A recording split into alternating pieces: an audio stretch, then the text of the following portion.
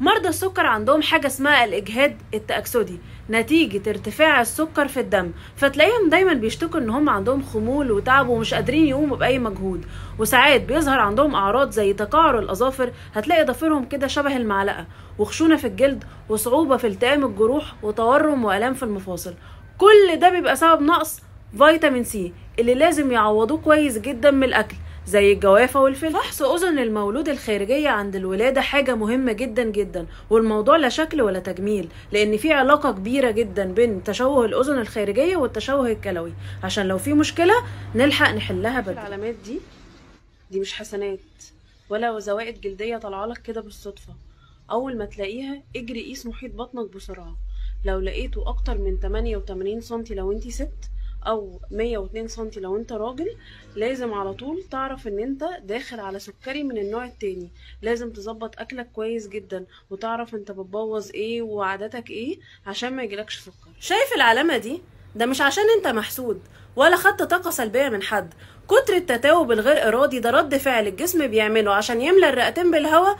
احد اهم اسبابه هو نقص الحديد، فما تهملش الاعراض اللي بيحاول يبلغك بيها جسمك، وزود الاكلات اللي فيها حديد زي الكبده والرمان والخضروات الورقيه الغامقه والتفاح. شايف العلامات دي مش علامات عشان انت اصلك تركي ولا عشان بشرتك بيضة فعروقك لازم تبقى باينة.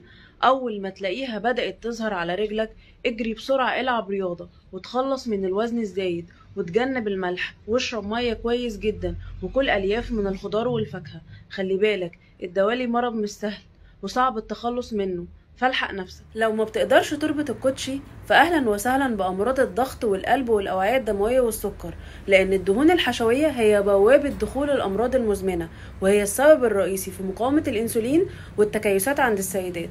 بتقدر تربط الكوتشي ولا لا؟ شايف العلامات دي؟ لو مكان العلامات دي فيه ألم وساعات كمان بيكون فيها احمرار وتورم، ده مش عشان وقفت طول اليوم امبارح على رجلك.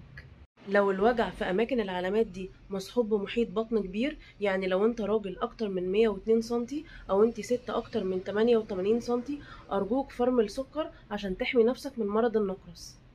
لازم تمشي على نظام غذائي صحي وتمارس الرياضة، وامنع المشروبات اللي اساسها فركتوز زي العصاير المعلبة والمشروبات الغازية. شايف العلامة دي ما طلعتلكش عشان انت ملبوس ولا عشان نايم بالليل زعلان. لو لقيتها مع اعراض زي نزيف اللثه وجفاف الجلد ودايما مجهد ومناعتك ضعيفه، اعرف ان انت عندك نقص في فيتامين سي، لازم تاخده من الاكل او من الدواء.